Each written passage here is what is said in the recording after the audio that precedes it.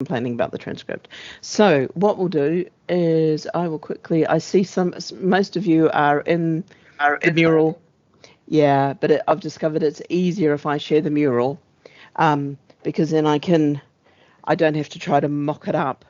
So we'll do an icebreaker, like always. We've got a bit of a plan for today, and then we're going to go through, and this might be a little bit of a mad one, but I'm trying to understand in your brains and in your understandings, what is the difference between a train and a tram? And what is the difference between train and light rail?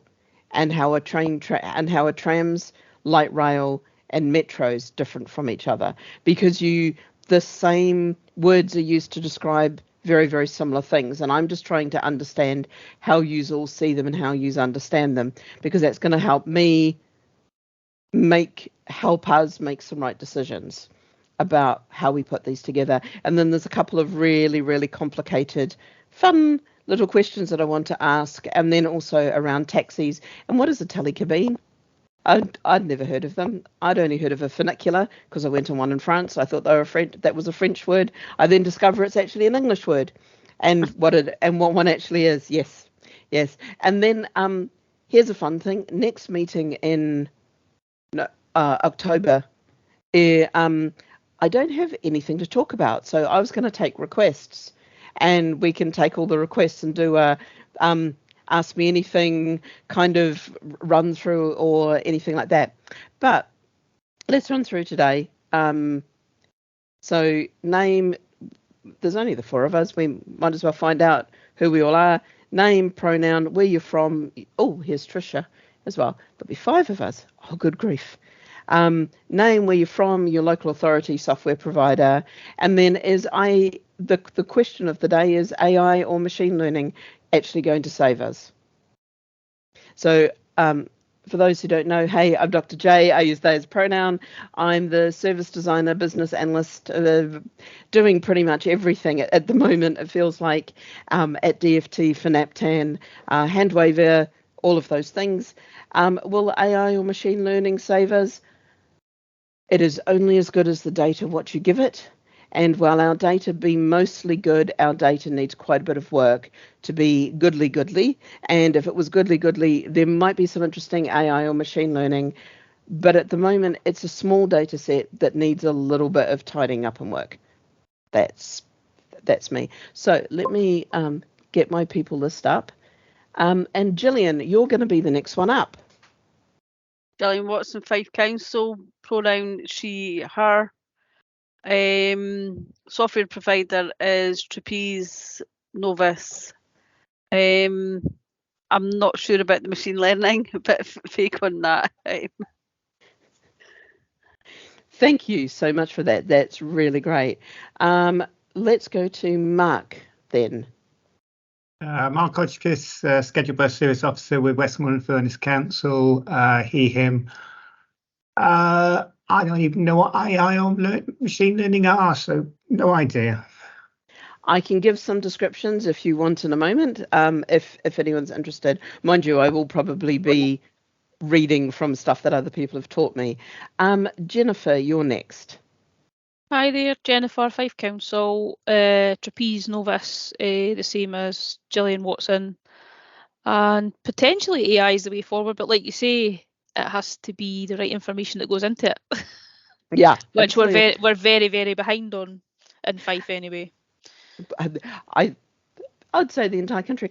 I didn't catch your pronoun. I might have missed it there. Oh, sorry, she, her. Oh, fantastic. Thank you so much. Richard, you're the next lucky person up on the list. Hello. Sorry I'm a bit late. Yes, it's Richard Hall. I work for Ito World. Excellent. So we're just doing name, pronoun. You've said where you're from, being Ito World. And then the question for today is AI or machine learning going to save us? I'm not sure I understand the question. So we are in a mire of transport. We are trying to make transport data better. Something everyone tells me that if I got AI or machine learning across whatever I'm doing, it would make my life easier. And my question to everyone is this true? Will artificial intelligence and machine learning improve what we've got now? I don't know. I might get some insights during this meeting now. I don't really know what they mean. I'm sorry. No problems at all. And Tricia, you're the last person on my list today. Hi, I'm Tricia Wright, she, her, from Nottinghamshire County Council. My software is the Trapeze Novus system, and I'm still unsure on AI. I think everything will always need some sort of human intervention. Absolutely. Thank you, everyone, for that. That's really cool. So just to keep us all, I know I repeat this multiple times. It's a cabaret thing. I've learned that you just assume that nobody's listened the first time round and you repeat things. So we're just going to run through some housekeeping. We'll go through our usual previously on. And then today we're going to focus on what is this. And this may seem really obvious, but it's not, because I need to know the difference between a tram, a train, light rail, and metro. What are the differences that you see and you think about when you're talking about them? Because my differences might be slightly different to yours, and I need us all to be talking about the same thing. And then there's more stuff around taxis and shared taxis. What on earth is a telecabine? And then we're going to throw in some requests for next time and some feedback. Housekeeping. There's a YouTube channel. You can follow us on Eventbrite. You can sign up for the newsletter. You've all been on that. You've all done this before.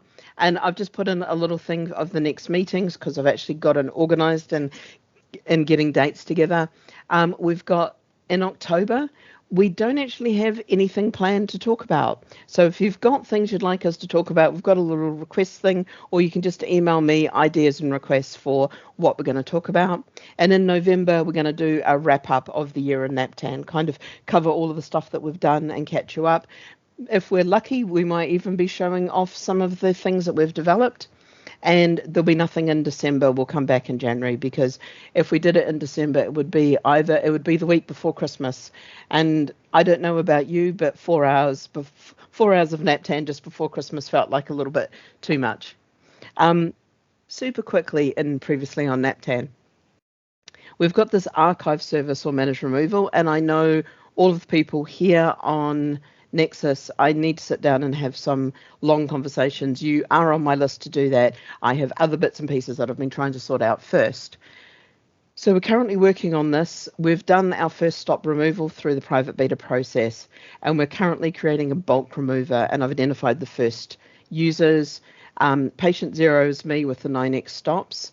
So anyone who has been lucky enough to have a rail station, a ferry station, a tram station, or something that was a 9X stop that's been removed from your system over the years, you'll probably get an email from me just confirming things like, is Robin Hood Airport actually non-existent now?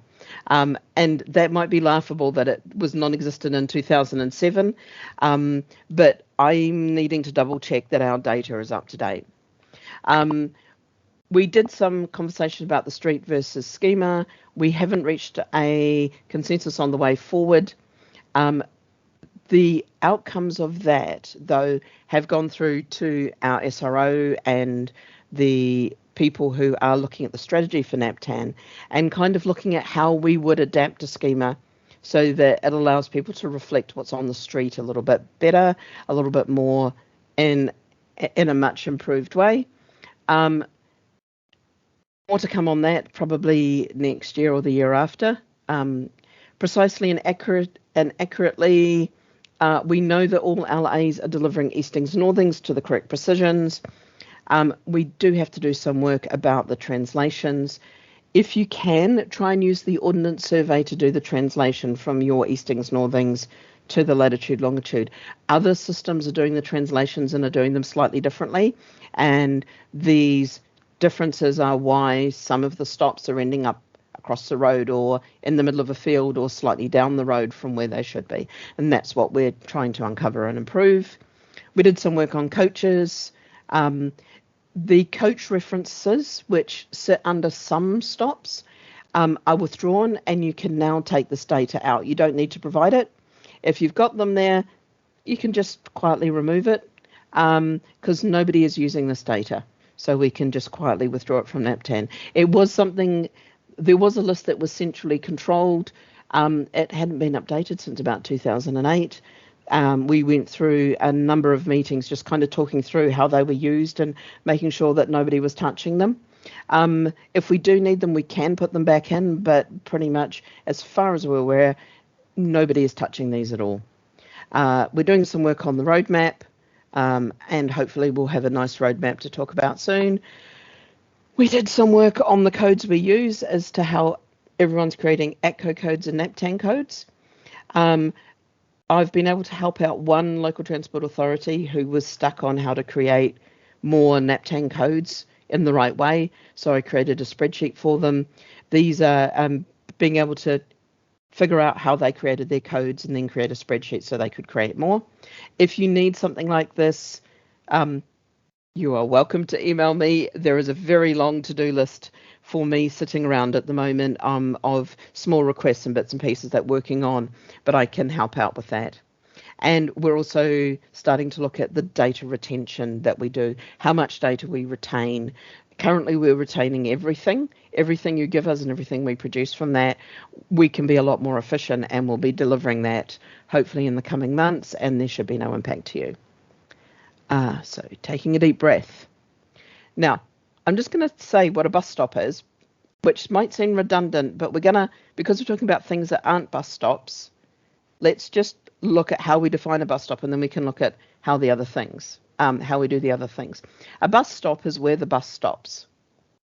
Now, using this, a train stop is where a train stops, a tram stop is where a tram stops, etc., etc., etc. So a stop is where something stops, and it's understanding what stops is the definer of what is a bus stop. A fixed stop is measured as a 1 metre by 1 metre square centred on where the passenger needs to stand to get on the bus. Now, this is usually right besides the flag, or the pole with the flag on, or something physically on the street. Where those two things would be separate, it's centred on the passenger, not on the physical equipment on the street. This is going to make it much easier for passengers to know where they should stand, especially when you have weird situations like tail stops and things like that, where the stop is at the wrong end of the bay. It's represented in eastings, northings, and we use the Ordnance Survey tool to translate that into latitude, longitude where we can. And every bus stop is represented in the data set in the world with various codes. There is an indicator usually on top of a bus stop. There is, and it's here is 999 with a whole pile of N's. That's the ATCO code because it usually starts with 3 numbers. And then everything else can be numbers or letters. And then there's a NaPTAN code, which is usually a shorter code that is letters as well. And either of those two codes can be used to run whatever creates a QR code. So Travelline and some of those provide a URL, which can then be converted into a QR code. Is this all fine for everybody and everybody understands all of these terms and systems? There's nothing surprising here for anyone? I'm still learning. Gillian Watson's in well, I kind of got forced into the world of Novus, so I'm getting there. But yeah, it's quite a steep learning curve. It is a steep learning curve, and one of the things that we are debating, I've been talking about doing it for a while, and I've started to pull the stuff together, is essentially I've teased it by calling it the Little Ladybird Guide to Bus Stops, because it's a very, very simplified version of these sorts of things. The bus stop is where the bus stops. We measure it here. This is what goes where. I want to build that out, and what I might do is finish building that out because I need some drawing time and some thinking time while I'm trying to solve some of these kind of complex problems. And I might send it to you and Gillian just to look over, give me some feedback as to whether it makes sense, because we're constantly trying to figure out how to help people on board. One of the big things we've recognised working with a lot of you over the last 3 years, how can I put this? Because I don't want to sound ageist or anything. The ecosystem is aging out. There's a lot of people who are nearing retirement or are retiring who have been running NaPTAN for many, many, many years, so understand it and have their own dialects and ways of handling this data. And as they're handing over, it's like, what's the important things? What's the central things? What's the things that somebody did because that was how it worked on a system 20 years ago, and you don't need to do it now. So it's just trying to understand all of those little bits and pieces. And summarise it together. Right, deep breath. Let us tackle what is the difference. So, NaPTAN is not only buses. It's maybe 97% buses, but it shouldn't be. It should be less than 95%, which says a lot about how many other things are missing from the system. Now, trying to describe these. There's a metro/tram. Now, I've joined metro and tram together here because I don't know the difference, and that's something that we're going to go off and get into. And what this is a tram or a metro line that can be boarded by any other member of the public with a valid ticket. It is not on the GBR, Great British Rail, because I've already translated. I've kind of figured out if they're taking over National Rail and GBR Rail, we'll just use them interchangeably for the moment. I know there's a transition going on. The Great British Rail network, and this is e.g. the Newcastle Metro or the Croydon trams. Does that describe a metro or a tram to everybody? Is there something that I have missed in that description?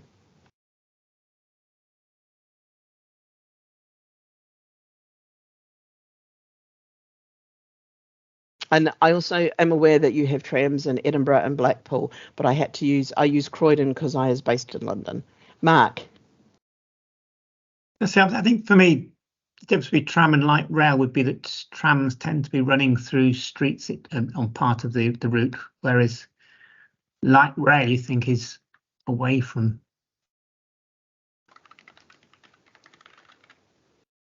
So something like Manchester,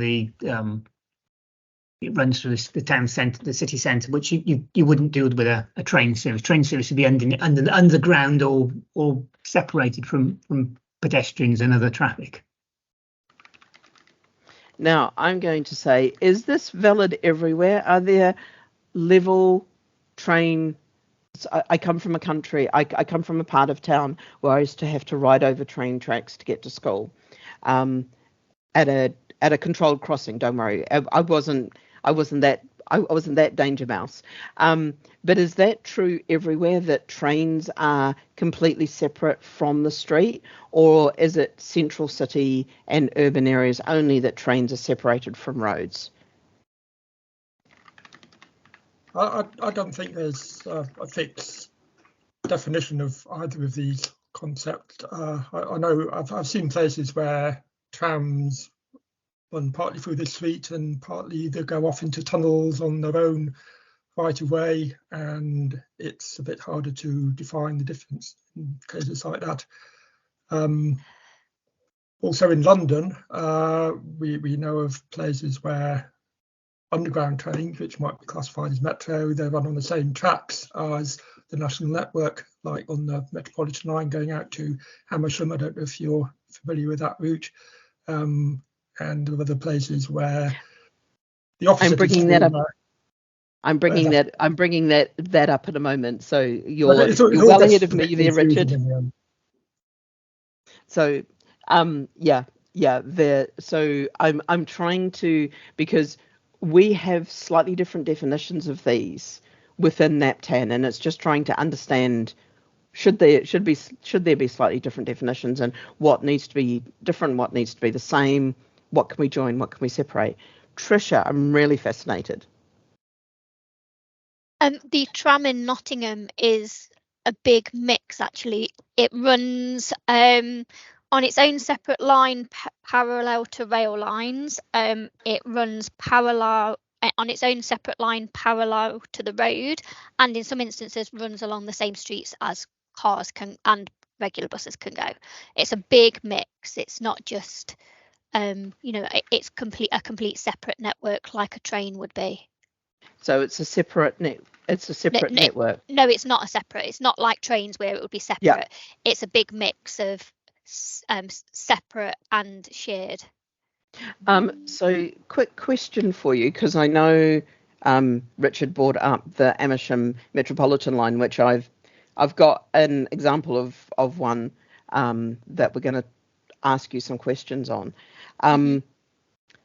The ones where you say you've got, and I'm just trying to imagine it, you've got a train track and you've got your tram tracks, and Mhm. they run side by side, but do they share a platform, or do they have No, separate no, platforms? no, they don't share platforms. They have separate platforms. I'm thinking of so we have Bulwell and Hucknall that have separate rail station platforms to the tram platforms. Yeah. And have bus stops on a different side. So I have instances where I've got a row of 3. Yeah. I can totally, and they're all called the same. I'm totally there with you.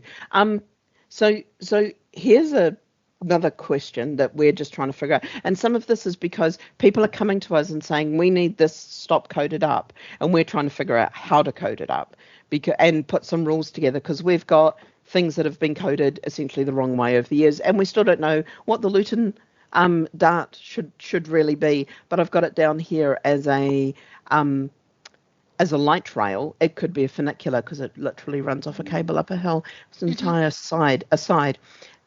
So what is the difference between light rail and metro? Or is there no practical difference, and this is a split here that we don't need to split?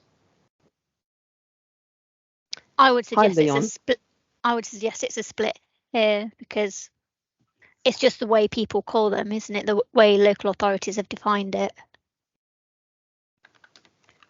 Real difference between metro and light rail. So light rail and metro. It depends if you take the Newcastle Metro, some of that goes underground rather than having the electric cables on the top. So it depends on whether it's running off an electric cable at the top like a tram, therefore being light rail, or underground. You're better off asking somebody who has got the Metro.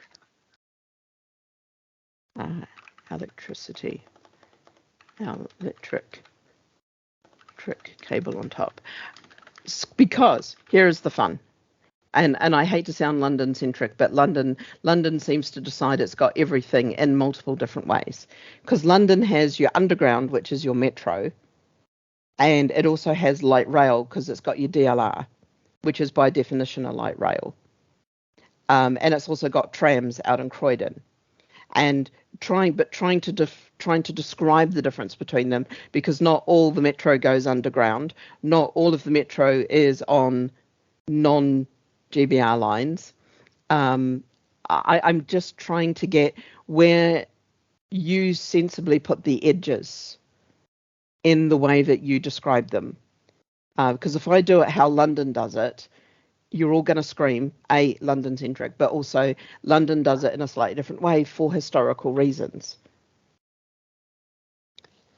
Light rail is not necessarily in a city, and it's not necessarily electric. There are plenty of examples of light railways which run in rural areas, and historically, some of these light railways go back a long time. They're built light railways in circumstances where a fully heavy rail system would be considered to be more than what was needed for the local travel demand. So I'm sorry, and Tricia, I heard you about to say something, so I'll let you go before I ever thought. What I was going to say is I don't think there's enough people on this call who have light rail and metros in their area to have a healthy debate on it all. Yeah, no, that's fine. You've given me enough to start with, and we've got another call on Tuesday, and I realise this will probably go on for a long time, because some of these questions we're posing to the GBRTT team and the rail directorate or silo within DFT, and they don't know the answers between what's rail and light rail, and what should the Luton Dart be. And also, what is the Gatwick Terminal Interchange train? I've got it as private land light rail because it's on private land, because Gatwick Terminal is officially private land, and it's light rail that a member of the public can board. But it's not on it's not on the GBR network because it's completely separate. So how do I describe it in a way that codes it up correctly, that people don't think that it's part of a train system? And it's trying to also think about how Beverly, our travelling person Beverly, would think about this. Because one of the things of NaPTAN is we're trying to get Beverly to go see her friend Beryl. And she's going to use public transport to do so. So she needs to understand the different options available to her. And this is where it becomes a little bit tricky of trying to describe to Beryl what these differences are, which stop to stand at, and what sort of system she would expect to catch. And then we also have a train, trying to describe a train. And yes, I've been watching, my YouTube is trashed, by the way, because I spend a lot of time watching people talk about train systems. And I've discovered that if YouTube catches you talking about train systems, it will consistently give you lots of information of people discussing various models and carriage variants and things like this of trains. Leon, hello. Do you have any thoughts Hi. on the differences between these systems? Yeah, hi everyone. Sorry I'm a bit late arriving. By the way, I'm from TfL, if anyone was wondering. And we do have sort of quite a few different transport modes of transport, as you say. And I think that's also, as you say, a lot of these are quite historical in nature. If you think about the Docklands Light Railway, not all of it can really be considered light railway. As extensions have been built, the sort of definition of that has kind of become a bit murky. But from my perspective, really, it's we just call it what they've historically been called, but it's difficult to really come up with a proper definition for these, and that will sort of accommodate all situations. So obviously you sort of think about London Underground as a sort of metro system, and then there are exceptions to that in parts of the network. DLR you'd sort of think as a light railway, but then there are exceptions, and you do have situations where, as has been mentioned, London Underground services go on Network Rail tracks, and sort of share infrastructure with National Rail Services. So it's a tricky one.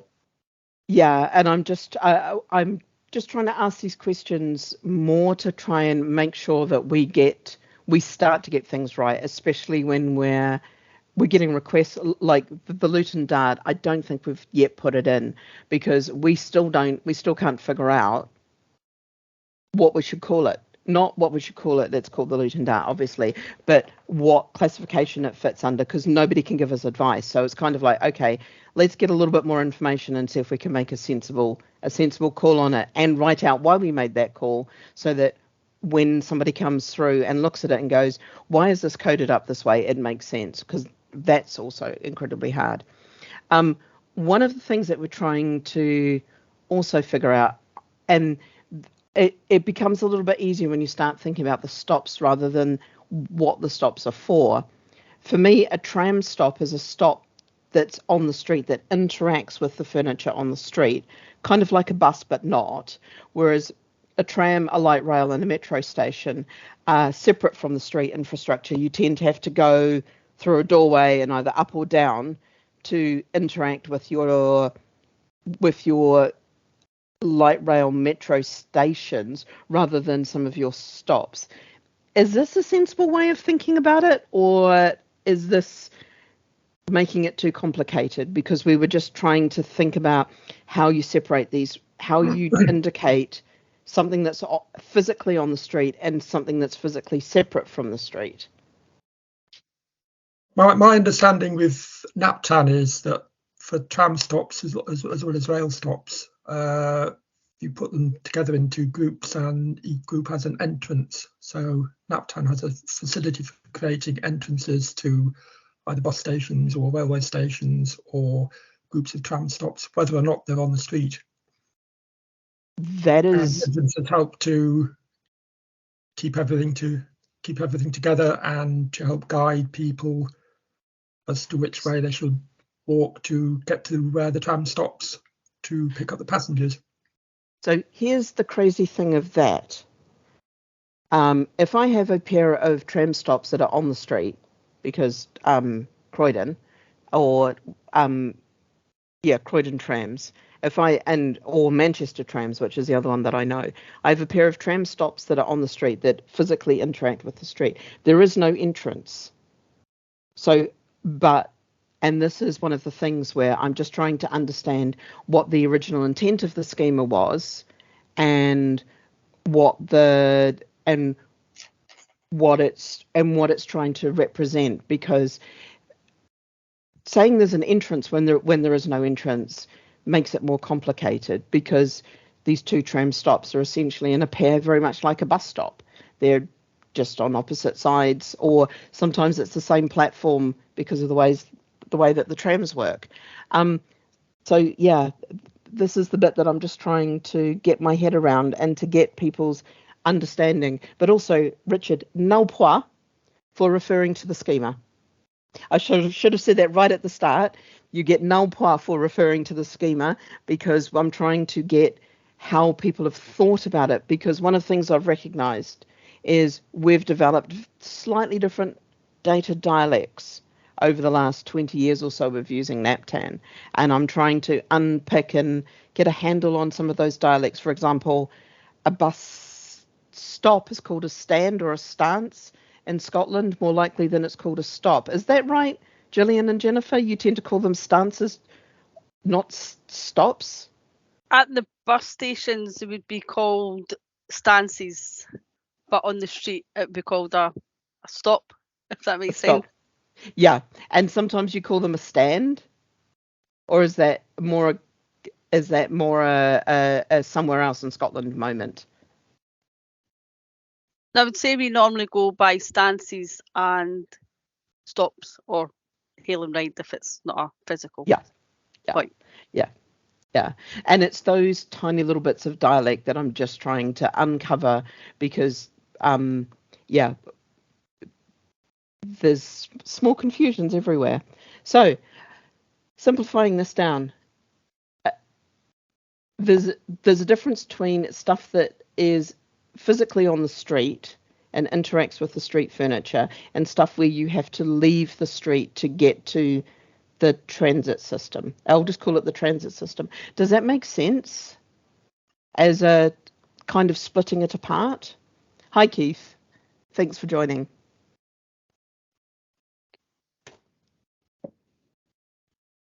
Hello. So Gillian, I saw you come off mute, so maybe you have a thought. I'm just trying to uncover where we're working on what things aren't buses at the moment, and I'm trying to uncover how we all think about the difference between a tram stop when it's on the street and your kind of light rail or metro stop where I need to leave the street and either go up or down or through something to get to the transit piece. And I'm just trying to understand how we think about those different situations. Gillian, you did have a thought, or you were just coming off mute? I was just coming off mute, sorry. I'll go back off.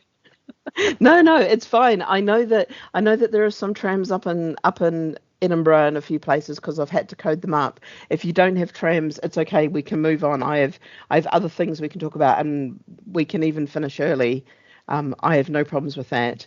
I'm also trying to describe rail stations slightly better. And one of the reasons for wanting to improve NaPTAN and its 9x stops, which is a tiny little, probably quite quixotic thing that I am on, is that we have all of the rail stations, but only 3 platforms listed in NaPTAN, and the rail station closest by me has 4 platforms. So I'm very aware that we are not doing well for anyone who wishes to do a change between a rail and any other mode of transport at the moment, because they can't easily see platforms in travel planners and things like that, or people need to join multiple travel planners, or travel planners need to join multiple data sets. Keith, I see you've got your hand up, so we'll go to you first. No, I did have a quick look at the mural before, and one of the examples that you might want to put in there is the tram train in Sheffield, because obviously that is a tram which also goes on to the National Rail, or Great Britain Railways, as you call it.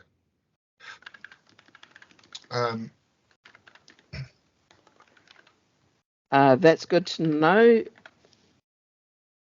Thank you very much for that one. I've just put that there, and I will do some more research on it. It's good to find all of these as I virtually roam the country. I don't actually get to roam the country much. I get to sit here and virtually roam the country. Mark.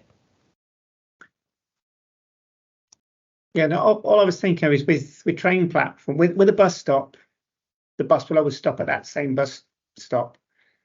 With a train platform, trains can appear at certain stations, larger stations, they appear on different platforms. So you can't say it'll always stop at platform 3. Can it make it platform 2 or platform 3 or platform 4, depending on what the plan for that day for that rail company is? Yes, I realise that. There are quite a lot of train stations that only have 2 platforms, so I'd be nice to at least get the ones that only have 2 linked up, because they tend to just go in each direction. Most only have 2. I'm trying to go for the simplest ones first, knock them out, and then we'll get platforms in, because sometimes it's good to know which side to go up or which side to be on if you're trying to go in a direction, and that's currently not possible the way that we code things in. So it's just I got caught out by that when I travelled from Stockton on Tees to somewhere else. I very nearly caught a train going in the wrong direction because I didn't. The platform has the trains on both sides, and I didn't know which way I needed to travel. Fortunately, I asked a question of somebody, and they pointed out I was on the wrong side. But the other problem you've got at some places is if there isn't a footbridge or a subway, you've often got to come off the station completely to change over. Yeah. So it's not, if your train turns up on the wrong side, then it's not just a nip over the footbridge or whatever. You've got to you'll miss the train by the time you get round to it. We've got at least 1 or 2 of our stations on the Settle Carlisle line. It's a long distance between those 2 platforms. Yeah. But always there long between. As somebody who walks with a stick, the thing that I fear most is the sudden platform change, because most people can walk in 5 minutes between platforms, but for me, especially if I've got to catch the lifts, it is just a far riskier adventure, long distances between them. That's really good to know, and that's the sort of thing that I also want to highlight up, because it's not obvious with the data we've got now that those platforms are quite a way away. There's also, I understand, but I need to find it, there's a train station that's got 4 platforms because it's got 2 lines, and somehow it's been put in twice because we don't do platforms, and because they're 100 meters or so apart. I believe they put them in twice. So I've been alerted to that via a video, and I now need to go find the video to re-find which, again, the trashness of my YouTube channels, of my YouTube watching algorithm. Now, one of the questions that I've got for you, and I know this is contentious, and I'm not being contentious, I'm literally asking, in the future, should we also show if the station has a ticket office or a ticket machine?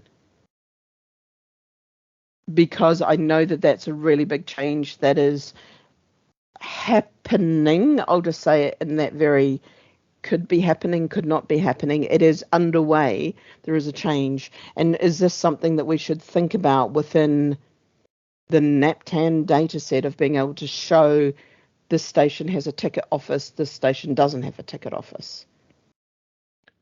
I think it's pointless talking about that now, because that is in the wider accessibility things that you talked about before, and about what features are at stops regardless. So, as you say, that might be contentious to talk about it now to get feedback, but it feeds into the wider accessibility side.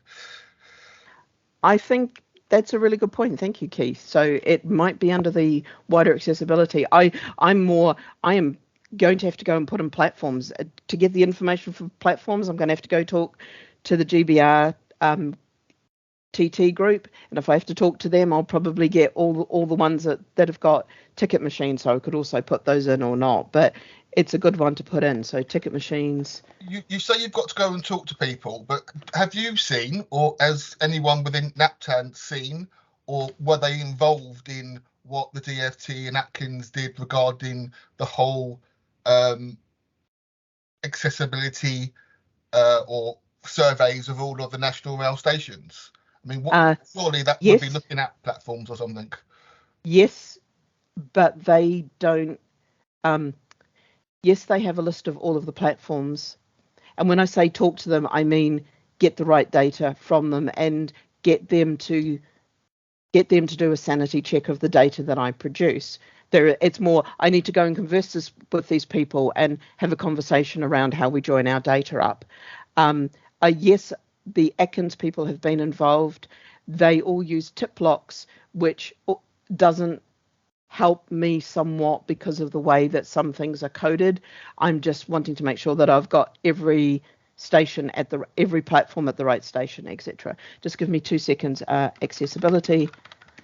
Right. So next person is Mark and then Leon. So Mark first. Yeah, different for ticket machines, but for ticket offices, the problem's going to be that you may have a ticket office, but it's when it's open.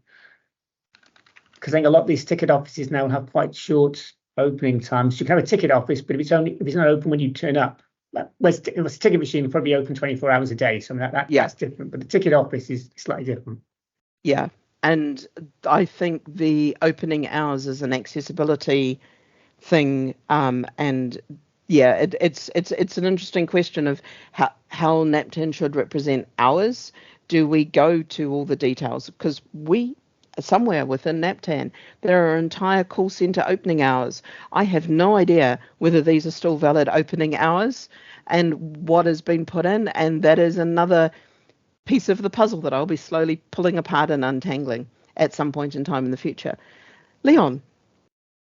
Hi, yes, I'm just wondering about where really the best place for this information to be, because I'm aware for at least for railway stations, and also this information is in the National Rail Knowledge Base, which is what we use for station facilities for railway stations. So on the National Rail website, you've got opening hours for ticket offices, you've got facilities such as ticket machines. So it seems to me that a lot of this is already covered there. Now, that doesn't mean that this shouldn't be in NaPTAN, but I sort of feel like it doesn't really make sense for it to be in 2 places.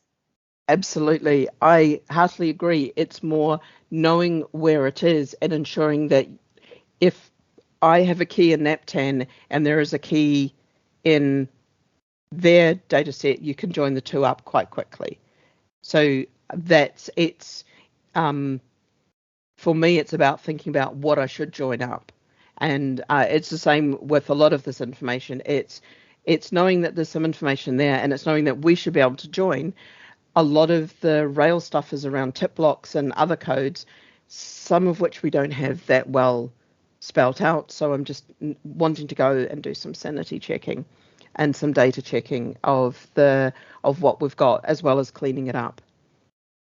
Are there any other quick thoughts on this? I'm going to bring us across to, we've gone through what is the difference. I think it's kind of obvious. Well, I feel like from our discussion, we've got a kind of a decent understanding of what is a tram, what is light rail, and what is a metro.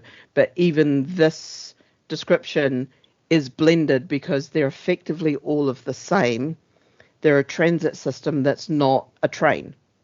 And I know that sounds really reductive, but that could literally be how we pull them together. We say it's a transit system that's not a train, and then we can get a little bit more into when your tram train is being a tram on the street, or when it's being a train, the stations are going to be slightly different. And that's the thing that Beryl needs to know to be able to catch it and figure out how to catch it easily. So on that, I mean, in my head, a train, as in National Rail, is like heavy rail, whereas everything else is light rail in my head, whether it be a tram or whatever light rail is. I don't really know what light rail is if it's not a tram. And I think therein lies some of the ginormous fun of trying to figure out, oh, Leon, you're going to be able to tell me that a lot of because especially the Elizabeth line is doing my head. That's all that I'll say. Or is Yeah. that the DRT or sorry, the Luton DRT or something? Oh no, So Lee, of course, we sort of see the Elizabeth line as a sort of a rail mode as opposed to an underground mode. But I was just thinking about some of the history of some of these lines, and if you think about the Waterloo and City line, that used to be a national rail service. If you think about British Rail back in the day, if you think about the London Overground, the East London line, that used to be part of the London Underground. So there's lots of these situations where they've become, they changed the actual mode of transport. It's the same trains a lot of the time, but yeah, and so some of this comes down, and this is why I want to focus on Beryl traveling to see Beverly, because it's like, what does Beryl need to know to catch the right transit system? Because as a history geek, yes, I loved coming to London and really getting my head around all the different ages and histories of the lines. And yes, that is stuff that I watch a lot of, is the history of the London Underground and all the different, I'll just use the word palaver. I don't even know if that's a Kiwi term or not a Kiwi term. All the different stuff that all the different companies went through to create the underground lines. That really doesn't help me sometimes think about is the most efficient way of getting from A to B using a national Thames link to the Elizabeth line, using the underground line or a bus, or an underground line and another underground line. So there are like 3 or 4 different ways of transiting between two places. And thinking of a Beryl, how do we tell Beryl what the most effective way to travel is, and which of those is step free, which of those is less likely to be used at this busy time, which of those kind of things are what she's going to use to make her decision.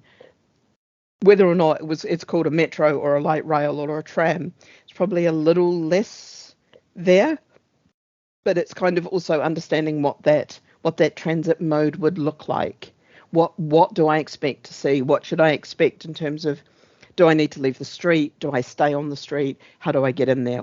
Those kind of things are the sort of things that, to me, NaPTAN needs to differentiate, needs to be able to tell somebody, or have in its data, so that a mapping system or a travel system can tell Beryl, this is how you're going, this is the sort of mode of travel you're going to go on, this is how you're going to get to that platform, because that's still super tricky at the moment. And yes, don't even get me on the thing that Leon and I will probably start geeking out about, is how do I explain which platforms are step free, which platforms, interchanges, and which stations are step free. Even if there isn't step free access to the outside world, you can do some step free interchanges, and how on earth you could code that up. So anyway, I want to focus on, and this could also be the Amersham line or the metro line up to Amersham, but I've chosen one. I chose one just not at random. I very carefully found it because I travelled through it. We have St Peter's. St Peter's is a rail station with 2 platforms. It is also a metro station with 2 platforms. These are exactly the same place and platforms. Exactly the same. There is no difference. The metro and the rail call it exactly the same platforms. Should it exist twice in the data set or only the once? Because this is the biggest question. So I've drawn it here. This is kind of what it looks like from Street View. Using magnificent Street View, you've got your little metro entrance, you've got your national rail, and there's a platform, and both things call it the same place. And this is what it looks like on Google Maps. So you've got your railway line and your metro line, and they call it exactly the same platforms. So should they be coded up twice as a national rail platform or a rail platform with the 940s, 910s, I can't remember which way round it is, as a rail platform and as a metro platform? Or should it just be the one, and we can talk about the 2 different types of transit that go there?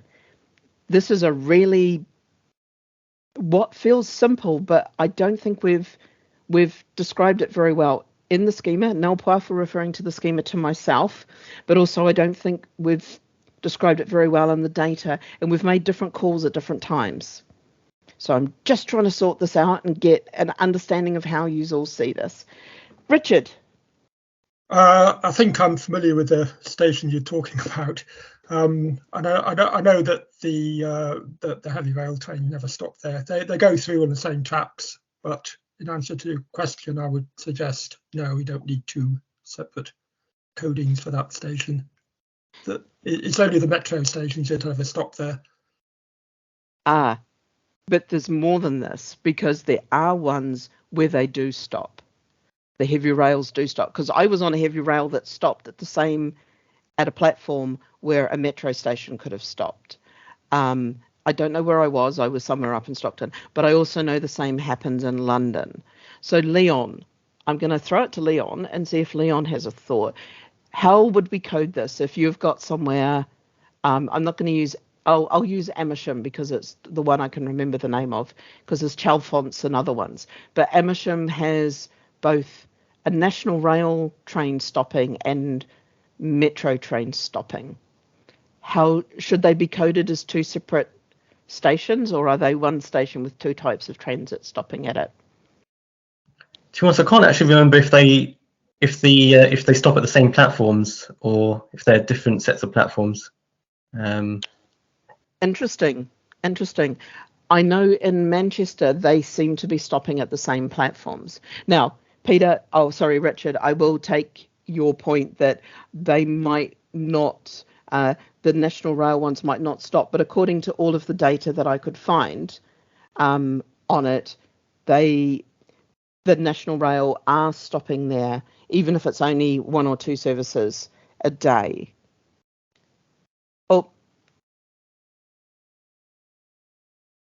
But I'm prepared to be wrong, because I can't find. They don't stop there. There's no scheduled services that stop there. There's no. Okay, cool. That's good to know. I'm asking this because I know that I did stop at a stop with a metro, with a train in a metro at the same stop, or did I just slow down and I was stopping at the next stop just a little bit further on, and that's where I've gotten confused, not knowing where I am because I'm not in London. In Rotherham in South Yorkshire, there's tram trains and popper trains stopping the same platform, but at different parts of the same platform. So maybe there it would be appropriate to have two different codings. So different parts of the same platform. The platforms are different heights, so it's physically not possible for the two trains to stop in the same place. Yeah, no, I totally get that, and this is where I'm just trying to pull out things. So it's about the height of the platform.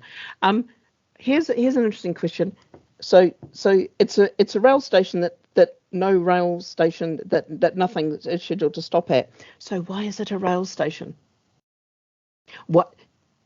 Because that's an even bigger question. The station belongs to Network Rail, so it's a national network station in that sense, but the national network trains never stop there. So why would we? Network Rail is I believe, is responsible for the maintenance of the buildings and all that kind of stuff. Mm-hmm. So here's the question for NaPTAN, because we're about the national access to public transport. Should we have rail stations where nothing ever stops? Is that the actual question that I should be asking here? Because if this St. Peter's is a rail station where nothing rail ever stops, it's only the metro lines that ever stops, why is it listed as a rail station? Why would Beryl look on Google Maps and think I could catch a train from there, and then spend hours trying to find a scheduled train from the stop? And that to me is that's a fascinating question. I'm hoping you're all finding this a fascinating question. I'm not seeing anyone apart from Richard who's looking vaguely horrified. But I think it's a fascinating question as to whether we should have rail stations that don't have passenger trains stopping at them listed in NaPTAN.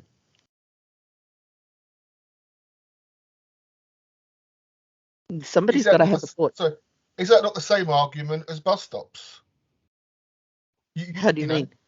Well, we've got bus stops in NaPTAN which have got no active services against them, yet they're still in NaPTAN. Exactly, but which is slightly different in that these are centrally controlled stations. And it's about joining things up. And I'm also, if you've got bus stops in NaPTAN that aren't being actively used, actually that's something that we should be able to highlight to people and show them and go, hey, these bus stops not being used, somebody might want to run a bus through it, you know. That comes down to what the user does as well.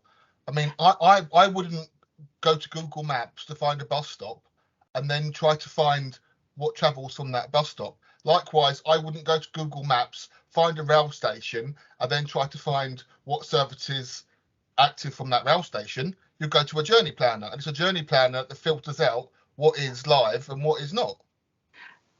See, Keith, you and I have very different experiences of the world, because I sometimes find myself in places and go, okay, I need to get away from here, or I need to travel from this place. What do I have locally? Look on Google Maps or something and go, oh, there's a bus stop down the road. I wonder what goes from there, which is how I found in the back of Cheshire, where I sometimes stay with a friend, there is a service that runs twice a week, and once on a Tuesday and once on a Thursday, and I still have no idea what that's like, and I want to go out there and catch it one week. But that is my experience of the world, is sometimes I look and go, how do I get from here to somewhere else? I can see that there's a train station. Why can I not travel from that train station? Why do I need to go to another train station to travel? Because that would hurt my brain, because I'm like, but there's a train station just there. Why can I not travel from that train station? The journey planner must be broken. So I'm just trying to understand, should we have these stations? Because a rail station that's got no passenger trains is quite different from a bus stop that's got no buses, I think. Are we saying that this rail station, though, is things passed through it and non-public things get on and off at that I rail don't station? know. And therefore it still needs to be in NaPTAN for the other private systems, whatever it is, to be able to map it and track it and track it. I need to sit down and have a closer look at that. I'm asking more as an existential question. If there are stations where trains don't stop at because services have been withdrawn, etc., should they still be listed in NaPTAN as active stations? Interesting question. I'm just trying to clean up my data and make it make sense. I think I'm going to discuss this with colleagues in the office. Actually, I'm just looking at St Peter's Station now on Google Maps, and there is a national network symbol there, and I think that's a bit confusing. Yes, Richard's got it. Richard, that's exactly why people tried to help me figure out where I'd gone on the train, because I went from Newcastle to Stockton-on-Tees via the train, and God only knows which train I caught. And yes, there'll be other stations on the same line that are similar, I would guess. So yeah. I'll take this back to colleagues, and we'll see what we can do about that. Oh yes, but also, Richard, pass it back up to me, because I'm needing to code up and figure out all the 900 stops and make sure that we, as DFT, have the right rules for coding them up, because quite frankly, at the moment, we are not doing things consistently, and that's one of the problems that we've got within the 900 data set. Is there's been a lot of people over the years touch it, and it's gone a little bit wild in places. It's not just because of the way the stops are coded, though. It's because of the way that Google interprets the data that they obtain. So that's maybe what we can influence in some way or another. Absolutely, and that would be really great. We're grateful to your feedback. For me, being the sort of geek that runs through and does this, Keith, I see your hands up. I know you've got thoughts. Is it down now? Yeah. No, it was only I see your point. If NaPTAN's for national public transport nodes, I can see why you wouldn't want it in NaPTAN from that point of view, from visibility. But I also still think it makes sense to be in there because it's used for private. And maybe that would have been a good candidate for the flag, which was within the schema, which no one ever used, which was public and private or something. So it's in there, but it's not just private. Yeah. So schema null point.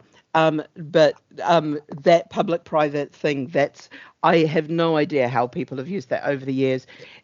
In terms of train stations, I don't even think there's a private thing running from the station, and that's going to be a really interesting thing that hopefully Richard and I can figure out as to why is there still a national rail station if nothing stops there? Because if a bus stop is where the bus stops, and a train stop is where the train stops, if a train never stops, how is this a train stop? But that's just me running down a little philosophical loophole, and I will throw it off to Mark Hodgkiss, and we can run on to something else, because I think we've almost reached the end of trains. No, I don't, just because Richard mentioned, I've got to look at the National Rail Planner, and it's in there. But as far as I can see, all the trains on it are metro trains, which comes back to our early discussion about what's a tram and what's a light rail, because I would have said those were not part of the National Rail Network, but they're on the National Rail Planner, so maybe it is. Yeah. If you go to Manchester, I'm pretty sure that the Manchester Metro service is not in the National Rail Planner. So if you put that into the National Rail Planner, it tells you, your nearest railway station is somewhere totally different. And you have to look at, Travelline or Google or something else to find that as a through journey. But here, it's suggesting it is. So I'm totally confused now. And this is, I think that's Beryl's confusion. And you have just highlighted Beryl's confusion in that because we're inconsistent in coding, the systems are inconsistent in how they're interpreting. And that's the bit that I'm just trying to get my head around. And when I say start to sort, you all understand that this is very slow. I'm not sorting this out in the next 6 months. This is very slowly happening. The rate at which I'm able to delete stops and the checking that I'm having to do to make sure that a stop can be taken out the system is quite hardcore. I think I asked Mark about something that was didn't physically exist after 2007, and people are like, I've got to go and talk to colleagues in the offices to find out whether or not this ever actually existed, because it's no longer on Google Maps, or even going backwards in Google Maps, you can't find it physically existing. Some of this stuff is so old in our data set that I'm trying to clean out. Shall we leave tram, train, metros for a bit? And let's go on to something that's... His hand up, though. Oh, sorry, Richard. Is this a legacy hand or a hand? I think that was a question from previously, I think. No worries at all. I think we've kind of covered off how do we describe it to Beryl and some of the complications there. And thank you, everyone, for doing those searches. And if you would be so kind as to drop the links in the chat, that would be really useful. I can then put them in the mural for kind of pulling apart. So the next thing, now I've been going through, I have this thing that I do not understand and I cannot find, and again, null point to me for referring to the schema. I cannot find a definition in the schema. I cannot find a Google definition that is consistent, that I find multiple variants of it. So what I'd like to understand in your mind, what is the difference between a taxi and a shared taxi? Some of you have both. Some of you have neither. Leon, according to NaPTAN, London has no cab ranks. Interesting. Yes. You and I will sit down and discuss this later. I'm trying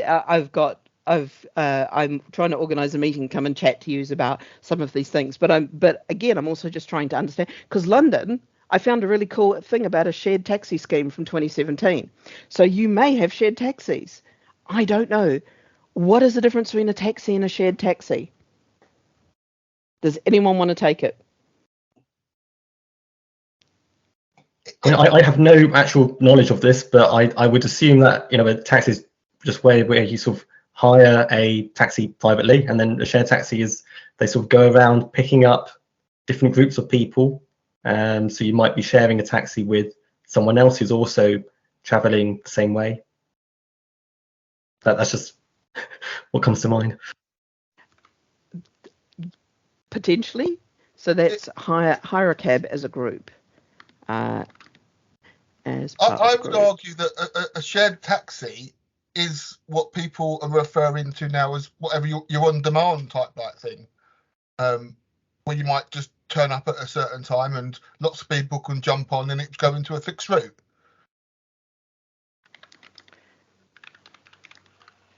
So that's MAAS. Interesting. Anyone else got any definitions? Richard, do you know?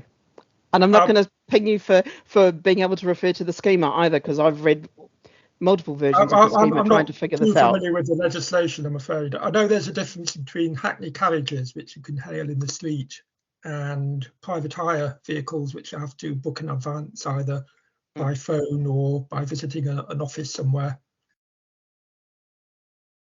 Yeah. And the vehicles can't be licensed as both, I believe. The vehicles have to be licensed as either one or the other. But where the concept of the shared taxi comes into that, I'm not quite sure. Just be with me here 2 seconds. Fred has made an appearance, and I'm just turning on his throne of warmth, which will hopefully keep him quiet for the next half hour or so. Fred is my cat. Fred is being very noisy in the background.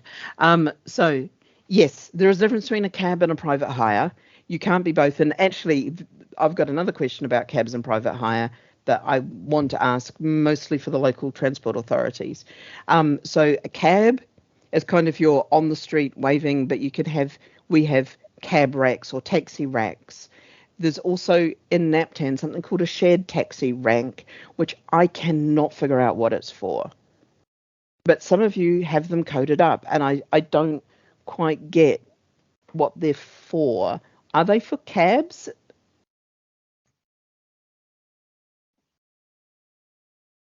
Because I also know, for example, in places outside of London, like Amersham, you can arrive at a lot of people will sometimes arrive at the station because their train's been rerouted or their train to Chesham was cancelled, and they'll hop off at Amersham and 2 or 3 people will share a cab into Chesham, but that's just because they happen to be travelling together. It's not a shared cab service, it's just a private hire or a cab that they've collected from the street, or a hackney carriage because it's the license thing that they have hailed from the position on the street where you're more likely to find them.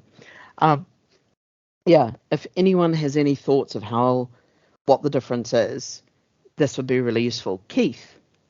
So a shared taxi rank, from my understanding, was that it was a fixed route, much like a bus is. And you'd have taxis there, which would be going to fixed destinations, and it would depart once enough people were on there, basically.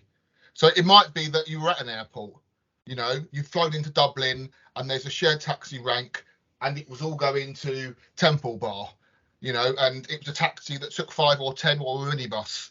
And once 20 people are on there, it would drive you to Temple Bar. So it's much like a cut down of that, like a buses will do now on their on-demand service. Or no, they'll go around and you can call it, but it was just a fixed point. There will be lots of cabs, mini cabs, and it would have a fixed destination going somewhere, such as an airport or wherever. And once enough people are on, it would depart and take you there. Mm-hmm. That is a shared taxi rank from my perspective, what it is, versus taxi rank, where it is, you go there, you jump in a black cab, whatever, and you tell it where you want to go, but you don't typically share it. That's really good, but I don't know if that's how they're being used, because there is inconsistencies within the data set as to how people have coded these 2 things up, and that's one of the reasons I'm asking this, to try to get people's views on what they are. and how they're actually using them. So I'm going to turn to Gillian and Leon and Mark and Tricia and Jennifer and go, do you have any of these? And do you code them up in any way? No, I don't have any. Taxi ranks or shared taxis. So you've got no taxi ranks and. Well, we have, but I don't manage them in NaPTAN. Okay. Mark's on mute, but he's shaking his head. So I'm guessing you've got none. We don't have any. We don't put taxi ranks on in our NaPTAN. And I think the other thing is though that it's. I don't think the shared taxi can be what was just described, because in the UK, because of the legislation, anything over 8 seats you have to have a PSV license, and anything where you have individual fares has to be a registered service. So you can do as a sort of flexible route registration, but that has to still run to a set timetable. You can't just, we'll wait till everyone's on the bus and then go. If we all arrive somewhere and agree that, you know, I'll pay the fare and everyone else pays me 1/10 of the fare back, you can do it that way, but you can't pay the driver individually without having a route registration legally, as far as I'm aware. Maybe it's something. When did route registration? Sorry, my voice is squeaking. When did route registration come in? Is that within the lifetime of NaPTAN? Oh no, it's before 1986. NaPTAN Okay. is way after that. Yeah, no, I just wanted to double check whether this has been a change, that NaPTAN was built for one thing and it's changed during that time. Okay, going back to 86, I think there was a real push to have this sort of taxi buses. The idea, you know, you'd have a taxi driver doing it, and it never took off because the cost of running it is quite expensive for the taxi operator. He's only going to get 3 fares rather than the bus operator who's getting 10 fares. So the driver's probably still getting, you know, there's a little, the fuel's a little less, the vehicle's maybe costing a little less, but the driver is still paid the same whether he's driving a 56-seater bus or he's carrying a 4-seater car. Yeah. No, I know that in London, City Mapper tried something before the lockdown that was quite similar. Leon, I don't know if you can recall it, where they had these, I think it was more mass than shared taxis, and they would drive a fixed route and you could pick them up from various points, but you had to kind of pre-book or say that you're going to be on them. Yeah, I think they tried a couple of different schemes. One was a sort of bus type service, and another was more of a taxi type service. I can't quite remember all the details, but there were a couple of sort of variations of that. Yeah. So interesting, because this ties into the next one, because London, a black cab always has to be accessible to wheelchair users. It's one of the joys of black cabs is if you have any accessibility needs, a black cab will 99.9% likely to be able to take you. I think it's only the very heaviest of powered wheelchairs that they can't take. So, is a registered Hackney carriage or cab always accessible to wheelchair users? Or is this only a London thing?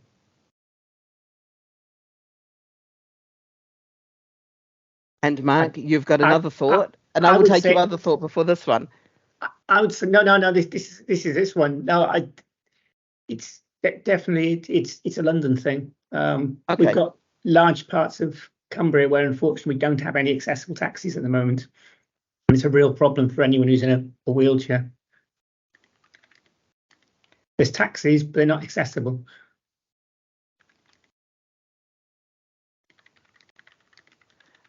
That's great to know, because this was one of the things, again, when you're only in London, and even when I went to Liverpool and Manchester, they were using the black cab body. They were using black cabs as the taxis there, even though they were rebranded in different colours and things like that. But they were always accessible. So it's just trying to make sure that I'm thinking of the right things. Yeah, but when I say only London, it may be there are other places as well. But it'd be up to the taxi licensing authority. The taxi licensing authority says you have to have an accessible vehicle, then you have to have an accessible vehicle. But the problem is that probably in rural areas like Cumbria, if they said that, all the taxi operators disappeared because it just wasn't financially viable for them. Gotcha. Not viable. By the way, do you and I need to have a conversation about Cumbria splitting into multiple areas? I've had a message from Ben this morning about it. Excellent. We will have a conversation at some point about that. Possibly Friday. I don't think it's going to be this Friday with my with the craziness of my diary, but I'll get somebody to help have a look and see what's free inside it. Gillian and Tricia, is this the same for yous outside of London as well?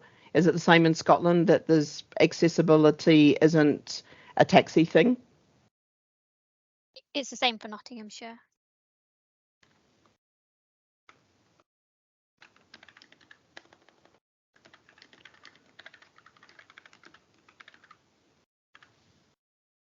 Anyone else?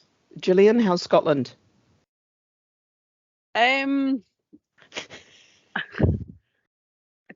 Don't think we actually deal with taxis as such. We do have taxi ranks in NaPTAN, but that's about as far as it goes, I'm afraid. So has taxi ranks, but not dealing with taxis. Cool. I know that it's one of those things that's going to vary with each local authority or local transport authority, what you deal with at the various, and what is dealt with in NaPTAN, what's dealt with by other teams and things like that. And it's very different for the larger metropolitan areas to the more rural areas as to how these things are balanced out. What have we got? So we might finish a tiny bit early today. Oh, no, we're not, because I'm going to ask a question about these. So there are 3 types of telecabines. I have no idea why they're called a telecabine. But there are 3 types of them, and I want to know if you have any of them in your area. So the first one is your cable car, which is officially a telecabine. And the only one that I can find in London is the IFS Cloud in Greenwich, which I don't think is ever, it is considered part of TfL. I think it's almost totally private now, isn't it, Leon? And it's more a tourist attraction than a TfL commuting thing. It's operated really similar to the DLR. Actually, it's the same company that's operating both the DLR and cable cars. So it's operated similarly. So it's a TfL service, but it's operated by under a sort of concession agreement. We call it a cable car. Really, it's a gondola lift, as we sort of refer it internally. I think sort of some people would sort of consider a cable car to be a slightly different thing. Yeah. Yes. Okay. So, Leon, what is a cable car? Because you raised the question. You said that what I've called a cable car is a gondola lift. So, what is a cable car? Yeah, a cable car, I would say, is where you've basically usually have 2 cabins, and they, one goes up and the other goes down, something like that, or one goes, from one, I don't know if you call them stations, but from one station to the other, whilst the other goes from station B to station A, and then they go back and forth. Right. Whereas a sort of gondola lift goes round in a loop, and you've got sort of multiple cabins. Round in a loop, multiple cabins. Cool. That's a really good way of describing it. Because interestingly enough, there's public lifts. So I've described one in the Holborn Viaduct. There's some public lifts. Again, accessibility person. There's also one by Bank Monument Station that takes you from. It's a publicly accessible lift that just takes you up and down rather than going up and down some stairs, up and down a steep hill. These supposedly we should be putting them in NaPTAN. I don't know that we've got any, and I just wanted to ask, does anyone have them and think about them? The other one is your funiculars, which is the I think this is almost your cable car that you were talking about, Leon, where you go up and down, and it's designed to run up and down a specific slope rather than like your gondolas. Does anyone have any of these, and should we be coding them in because they are part of the public transport network? Richard, you're on mute. I can think of one in Devon, between Linton and Lynmouth in Devon, where you have a village perched on a very high cliff, and there's a village at the bottom of the cliff as well, and there's a funicular between the two, which I would say provides a very useful public transport link to save people Absolutely. climbing a very steep cliff with lots of stairs and things. Absolutely. And so these are, I think the public lift and the funicular are kind of very close together in some ways, although the public lifts tend to be free to use, would be the other thing that I would point out there. Because one of the reasons that and this is because I was a stick user and I don't really do stairs very well, is I know where all the public lifts are in the places where I need to go around London because I've learnt them, but they don't show in any travel planner and they don't show in Google Maps often. But Leon, I believe several of them are run by TfL as part of the station infrastructure or the station adjacent infrastructure. Is that correct, or are you going to turn around and go, no, we don't touch these at all? So when you say lift, I mean, do you mean sort of like an elevator lift is in a station to go to the platform? No, these are ones that are publicly, so these are not within the station infrastructure. They're on the street.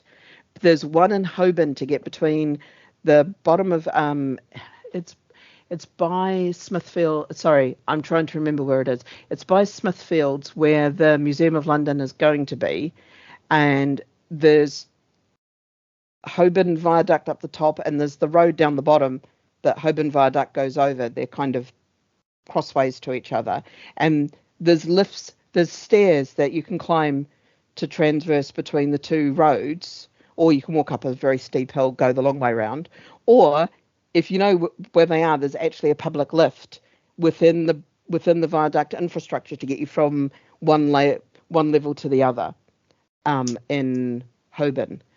And and Leon's just gonna go, I have no idea because I've never had to do this.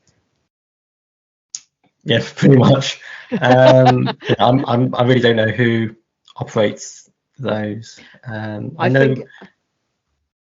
I think I should take one thing that comes to mind is the sort of Greenwich Foot Tunnel lift, for example, and there's some other lifts that are sort of run by boroughs. I'm not too sure in that example. Which foot tunnel lift? This might be something where me and TfL meet up for a cup of coffee and do a little bit of a walking, stumbling tour where I show you all the different public lifts that are within a couple of bus stops of me, and you can kind of get a sense of the. You could possibly help me figure out who runs them, but also how we would code these up.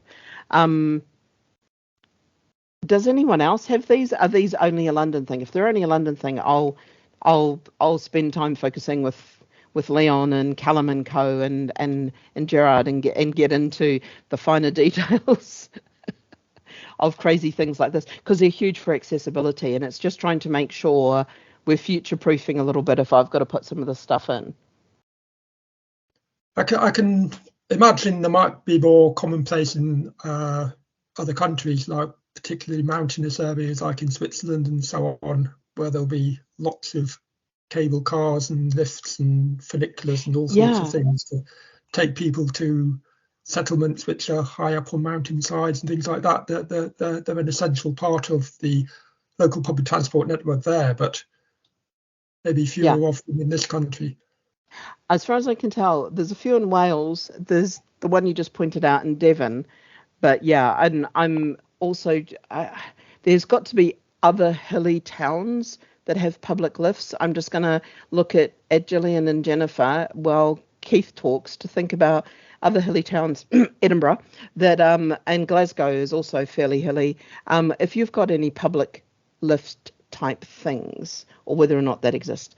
Keith? No, so I think you said that in Devon. I remember going somewhere in Cornwall or Devon, and it was by the sea, and there was something to get you higher up, but I don't remember where it is. Keith, that is such a brilliant description. You've described thousands of miles of coastline, saying there might be something by the sea that takes you up a cliff. I just curious. Did you touch upon what people regards to as shuttles? Then is that just another train, tram, light rail? What do you call a shuttle? Oh, I haven't considered shuttle. I'm happy to run back. When you talk about a shuttle, are you talking about something like the Luton Dart? Or even at Gatwick when there's a shuttle between the North and South Terminal? I did do those just before you came, I believe. We've got them in just here. It's a private land light rail because they're generally on private land. Because they're within terminals, and I've got the Gatwick Terminal interchange train, which takes you from north to south, kind of backwards and forwards every couple of minutes. But I haven't. I think putting the word shuttle there would also be good. I think it's also called a monorail in some places, whatever that is. It's another version of light rail, as far as I believe. But if you watch The Simpsons, it has quite a history. So yes, but thank you for that. Thank you for that extra note. Mark, I'm going to run back over to the funiculars. Yeah, I mean, I think the one probably that Liam was thinking of was the Linton and Lynmouth one that Richard already mentioned. Bournemouth's got one. I think Aberystwyth's got one. And they run on, I think they all run on a sort of railway track, unlike the cable car, which is above ground, not attached to the ground at all. I'm going to just be incredibly geeky here. Incredibly geeky, and I can't believe I'm this geeky. The Luton Dart is technically a cable car because the incline is so steep that no locomotive can go up it, so they run it via a cable. So it's a ground-based cable car. And my transport geekiness is now an entire different... Oh, so does that make it a funicular? I would guess so, yes. If it runs on rails, a cable car is something that's attached to a moving overhead cable. Gotcha. So a Luton Dart is a funicular. I would say so, yes. Oh, that gives me an entire extra... That gives me 3 ways of coding it up now that I've got to sit down and consider. Keith.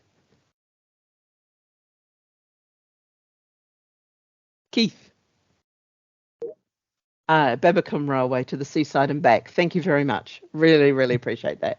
I will copy that and just add that to the thing. So we have half an hour left. I'll just grab this and quickly add that in. Perfect.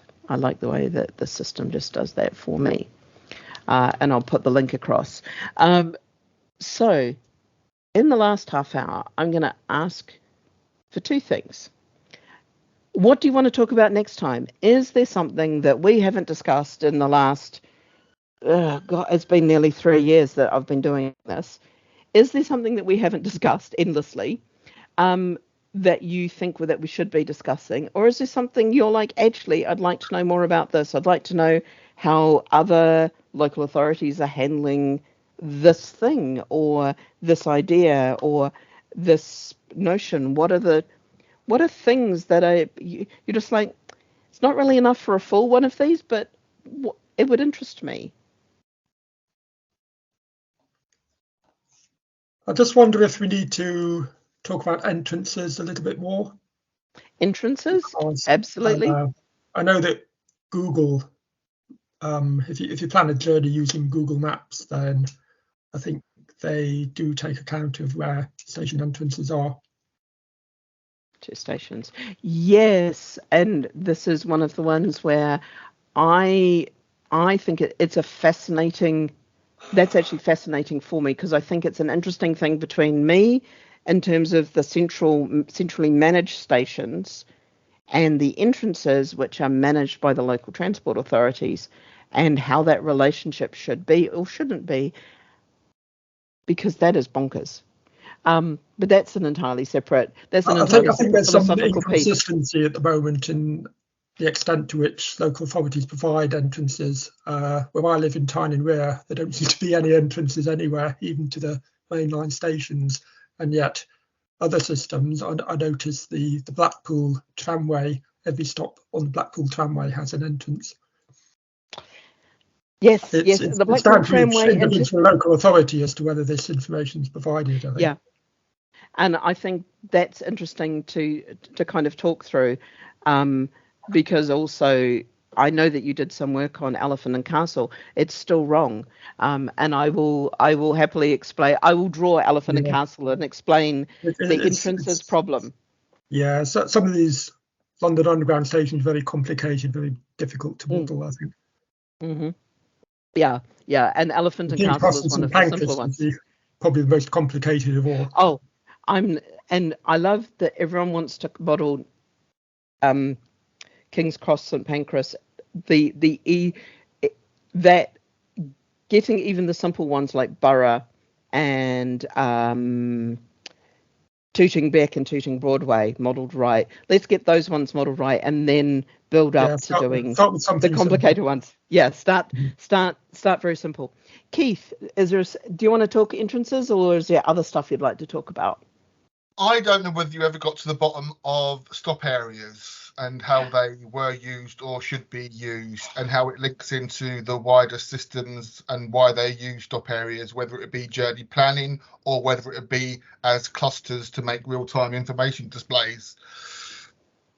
Oh, I might. Let me do some research for that and do some thinking on it. I might pull that off into the January or February meeting next year if it's going to be a big chunk, because I feel that's a chunky one. But thank you for reminding me of it, because it is a big one. Interestingly enough, Amy Brown from Travelline and I were discussing this the other day. We literally don't know what happens if we delete all the stops in a stop area, because that's one of the things. So there are potential things that could happen as we start to remove stops, and we're trying to think of what would happen if you remove all of the stops in a stop area. That neither of us can figure out what the data model will do, so we're just going to wait and see. It was done one way, that it was a hard delete and a soft delete. If you deleted from a stop area, it shouldn't delete the underlying stop. But if you deleted the actual stop, which is in the stop area, then it should be deleted from stop and in the stop area. So this is the entire problem that has caused issues within the consistency of the data set, and that the stuff that should have been deleted that wasn't, when the stored procedures ran. Which is why we are now rolling out the managed removal process, which allows us to remove things in a controlled fashion. So as part of the private beta, we'll be doing a little bit of finding out what happens when we take all the stops out of some stop areas. I don't think given we're removing very, very ancient stops that no longer physically exist, I doubt we're actually going to run into this. But Amy and I are just sitting there waiting to see what havoc is wrought. It's not necessarily it's how people have coded their systems to handle it. Absolutely. Not in the bad word schema. Absolutely, and that's why we're sitting there going, we won't know until it happens, and then when it happens, we'll figure out how how to solve it. And that's one of the reasons why the rollout is going to be so slow for managed removal. And we are going to be working with every local authority who's coming on board very, very slowly to figure out what happens as we remove stops from them. Because if there's these problems, we'll figure out how to tackle them and tackle them straight away. Tricia, your hand is up. What would you like to talk about? I was just going to say with stop areas, we use them in our Novus system for where we've got both ways bus stops. So if we've got a small village, we've got a pole next to the post box or wherever it is, but the village don't want stops on either side. If I don't put them into a stop area, when my system generates the publicity to go to the stop, it doesn't know to produce a timetable to show what stops on the opposite side of the road. So deletion of stop areas would cause issues for our publicity outputs and things. We're not trying to remove them. We're not going to take them out of the schema. We are just wanting to understand what happens when you do some things that I don't think were ever thought about. Okay. And that's what we will find out as we slowly do this rollout of managed removal. Leon. Hi, yes, I'm just sort of, one of the key things for us is really about for national stops, whether they're railway stations or, London Underground stations, what is the process for actually creating those or, making changes to those? Is there, where does responsibility lie? What information can we provide? What should our role be in that? It's really, really, really important for us. That's a really good one. My thoughts are, I don't there was a technical limitation in 2000 and whenever as to why those stops are national stops and not managed by you, which is why you don't manage your own metro stations. I don't think we have that technical limitation anymore, and I would love to see it so that I can devolve stuff to you. The issue then becomes how do I know which stops to devolve to you, and how do I do this craziness? And that is kind of one of the thinking things, but also I am discovering going through to investigate what should be removed from those stops, that it has been inconsistent over the years as to what should be provided, who has responsibility, and how good the data is for all of the national stops. So yes, I don't know the answer, and I think it will be interesting to have a discussion. At the moment, just to let you know, it all ends up in my mailbox. I'm doing 4 jobs because we lost our product owner and their role hasn't been replaced yet. So if you're waiting on something, I'm really sorry. I'm doing my best to keep up and trying to get on top of everything. I'm now going to try to put aside a day or something a week just to try to get on top of now it's over 60 or 70 requests that have come in for various things that have ended up in my mailbox, because everyone else looking at the mailbox hasn't been able to figure out what needs to be done. Some of it's really simple, some of it's not. And one of the things is we have made so many messes editing stops recently that I'm wanting to take time editing the stops and just make sure that we don't make messes. People have raced in and thought they knew what they were doing and miscoded things, which has led to data inaccuracies, and we've had to go through and recorrect things several times. If you weren't aware, it's things like what area things sit under and stuff like that. Keith, you're about to tell me that you have an idea of how to do this, or you've got another idea that we should talk about? No, I've said the idea of how it could be done in the short term and long term many ways, so I won't redo that. My question is, how are you editing your data now then? Are you implying that you've got something to edit it, or you're still going into the code to edit it? Okay. I am still having to go into the code to edit it, and that's simply because we have something on the long-term radar. We are just waiting for the budget to be released to be able to build something that allows us to go in and make this sensible. We did have something in the previous system, but the previous system the previous system, and it was the same for your MPTG. It allowed people just to go in and create a whole pile of test data, and because there was no way of removing it, this is part of the headache that I have now of cleaning up stuff within the system. So there's a lot of permissions and checks and auditability, etc., that needs to be built into the system, and that's what we're looking at. So yeah, at the moment it's all just on me and an Excel and some XML. It will be getting better. Just bear with us while I try to sort this out. And Keith, if you want to give me the tool, if you just want to send me your tool and say use this, that would be great.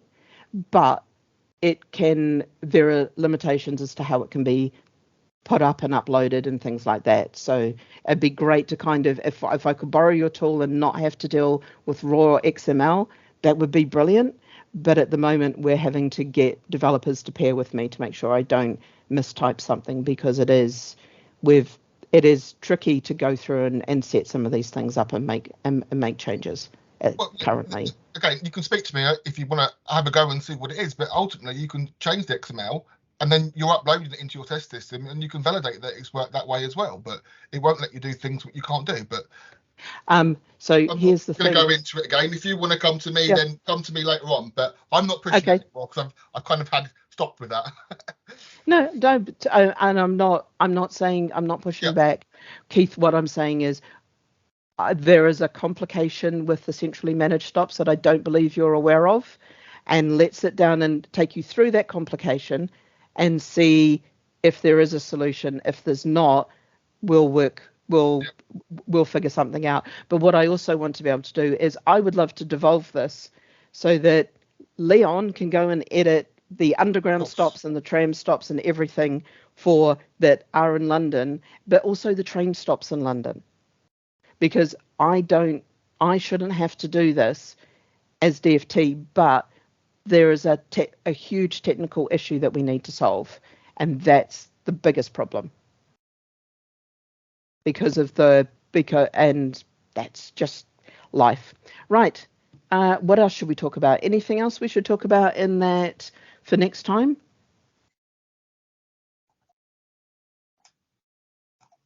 We've got entrances. We'll do something with stop areas. Possibly that'll be a big deep dive. We'll talk about national stops. I can talk about the problem, the crazy of the national stops, which is fine. Keith? Sorry, this wasn't about that. No, it was still about language. Were you still going to do something for language, and the Welsh language in particular, obviously, because they're kicking off their new systems and doing lots of things which compared to the Open Data Service, and logically they're going to be putting language in. We are working with them on it.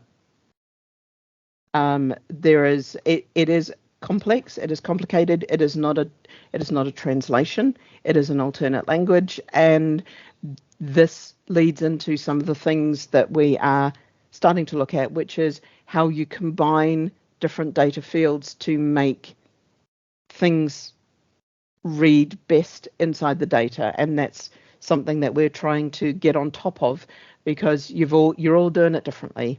The fact that there's 12,000 variants for indicator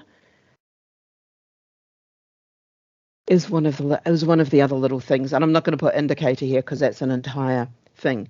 Right. Anything else we want to talk about before I look even more exasperated? Sorry, they're all things that are on the long to-do list that I don't actually get a chance to get to right now.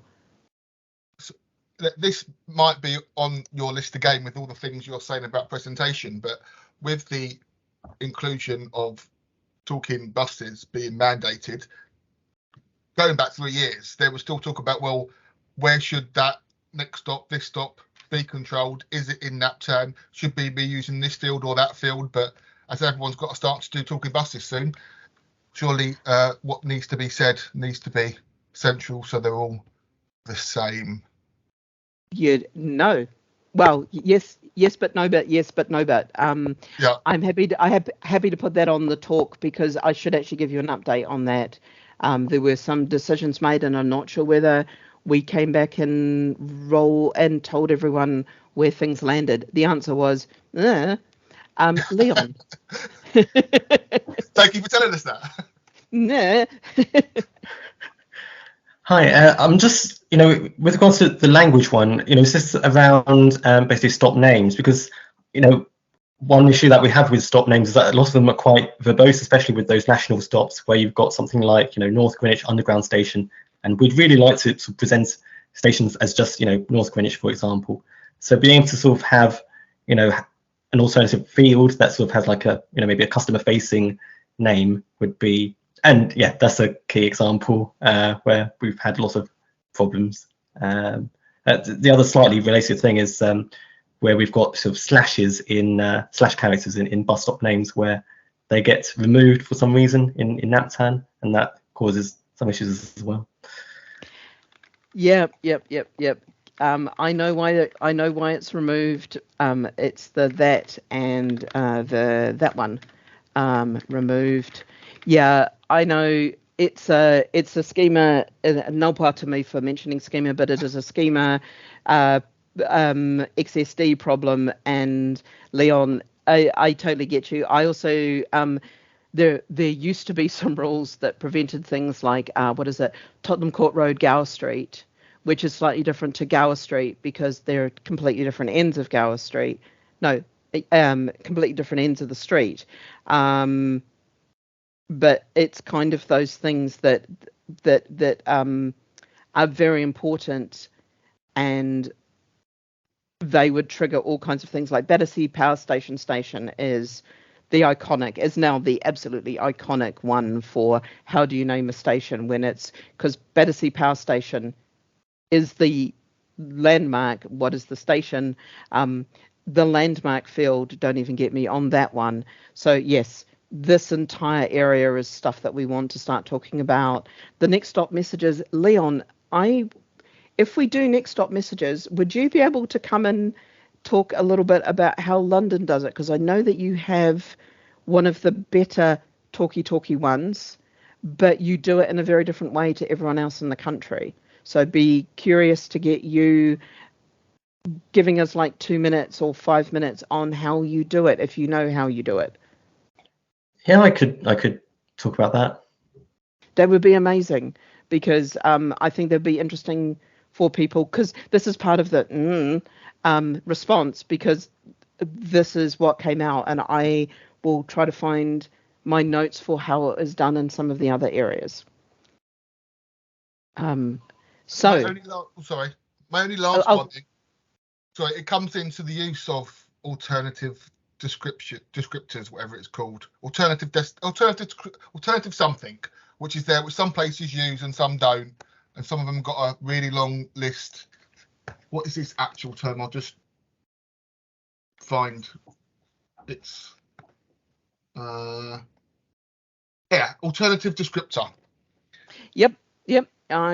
We will happily discuss that field. I am more than happy to do hours of discussion on individual fields within a data set, because that has become my life for the last 3 years. My friends ask me what I do and I try and explain it. So we've got about 10 minutes left. I just wanted to say thank you to everyone for your input and feedback today. Hopefully this has been a bit of a wild one, I know. Trying to discuss the difference between a tram and a train and light rail is quite a difficult thing to uncover, and I think it's kind of one of those things of, I feel like I've gotten a really good understanding that's going to help me kind of figure out the next steps on this. Even if I don't know the destination, I can at least now figure out what are some of the questions that we need to get into the next steps, because until then it's just been way too much detail. But getting some of your thinking has been amazing. There is feedback corner. Tell me what gives you joy. What's good and useful with these? What can I do more of in this? What's frustrated you? What's not good or useful about these things? What is driving you mad? What can I stop doing or find other things to do? And what are things that are missing? What's stuff that you'd like us to do that we're just not doing? And then contact details. It's me or the main mailbox, which is also answered by me at the moment. There are a couple of other people helping me out with the main mailbox. please, I appreciate your patience. I know that the stuff that everyone's asking for from the main mailbox, I am trying to get far enough ahead with the stuff on the 9X stops so that I can carve myself some time to focus on what needs to be done in the mailbox, especially when people are after new localities and things like that. Those are, because the other thing that I'm working on, because I'm not working on anything, the other thing that I'm working on is how to split an ATCO code, because we have not done it the entirety that NaPTAN has been around, and we now have 3 places that need to be split. And so doing a bodgy fix is not going to be good enough. I need to actually, I was never going to do a bodgy fix anyway, but I need to figure out all the moving pieces that need to come together to make that service work. And that is quite complicated because there's more than one place within the data set where we refer to the controlling authority, and they are referred to in different ways and in different places and by different names. And I'm just trying to get a real handle on that so that I can figure out the best ways of doing splits, because there are some really weird numbering conventions that have been done around ATCO codes. There's some really weird numbering conventions that have been done around some of the local authority areas and things like that. And I am just trying to understand what was intended and come up with something that is at least reusable and useful. Keith.